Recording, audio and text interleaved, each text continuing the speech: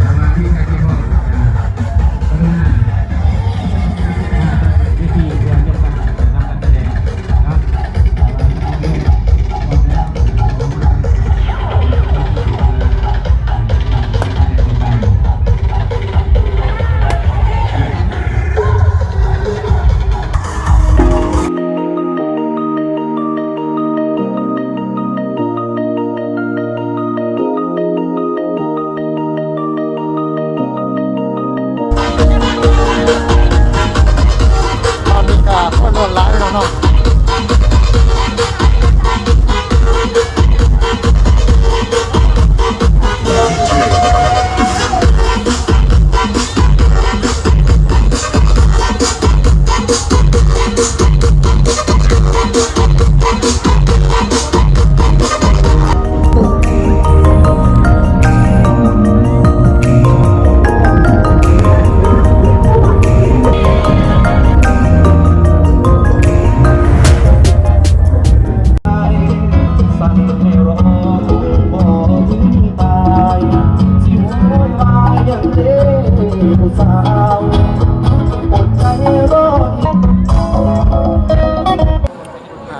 เดี๋ยวก็สิไปไหว้พญาปูกับมาท่าพี่น้องเนาะจังสิลงไปดินเที่ยวลุมพี่น้องขายจะได้เนี่ย3,000 3,000 แม่นเลือกเอาเนาะ3,000เดี๋ยวไปก่อนดูให้ซื้อ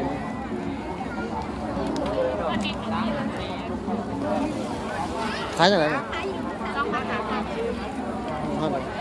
3,000วันจะผ่าน3,000จะผ่าน3,000 ก็ได้3,000ติดตามมาด้วยไม่ออกนอกไม่ออกแก๊ปอีกจะต้องประกาศอะไรไม่ออกแก๊ปทราบพันปีต้องไปวิติเต้าฉันเอามาไม่ออกมา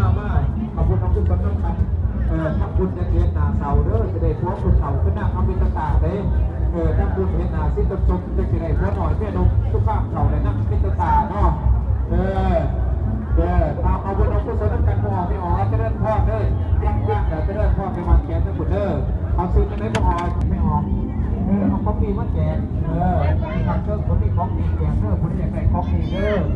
เป็นความเชื่อแล้วก็จะเป็นทางตายหมดเนาะมีทางทุกกันยืนจัดทุกกันเราจะเดินพ่อไม่ออกคือเป็นไหนก็ต้องออกไม่ออกคือเนาะ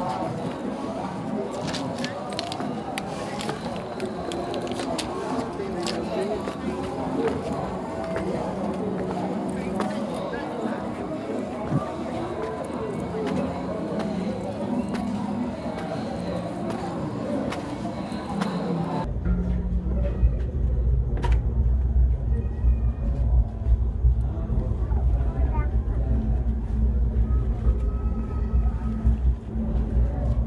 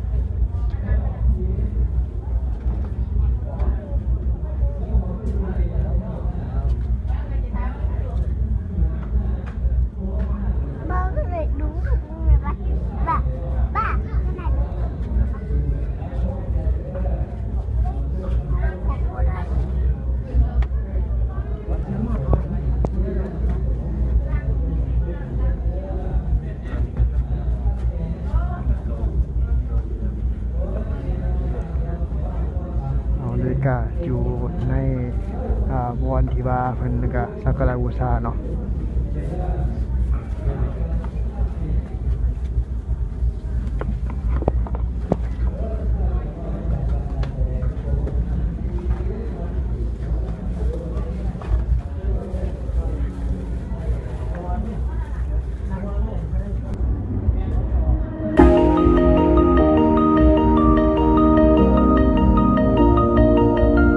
อะไรอยู่จะสุดยืดต้นลายได้เขามาพี่เด้อแม่เด้อ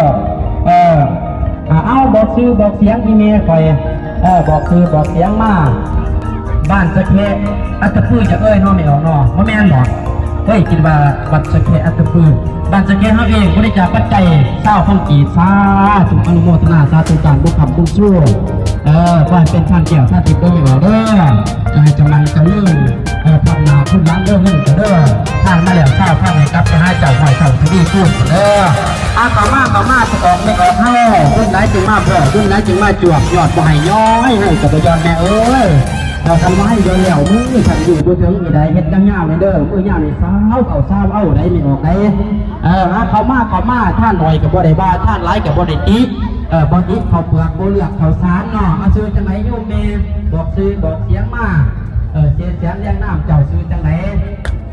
ไปออกดีโอ้ยซื้อกับน้ำนักทองว่าไม่ออกเนาะไปออกดีสิปันจีช้าถูกอนุโมทนาสาธุการเด้อไม่ออกเด้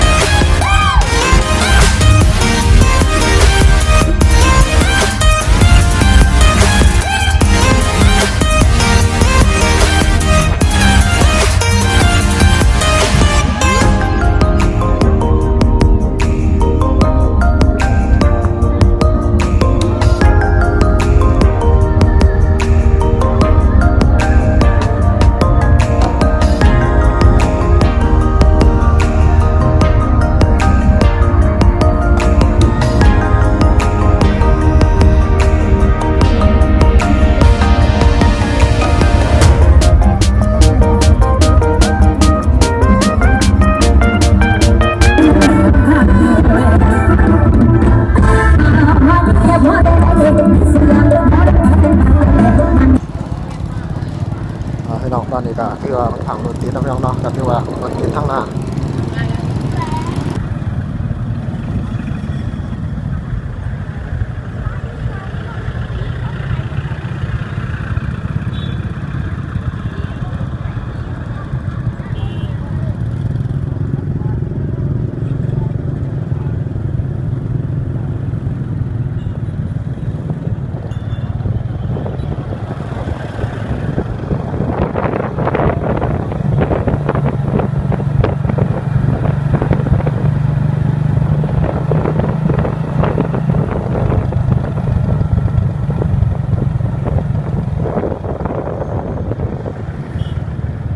ยังมา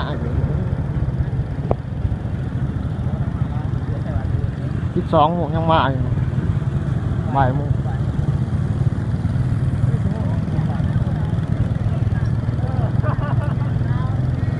ลังรถมานัดมีเวลาประมาณบ่ายโมงพี่น้องยังมีรถเข้ามาอยู่เนาะ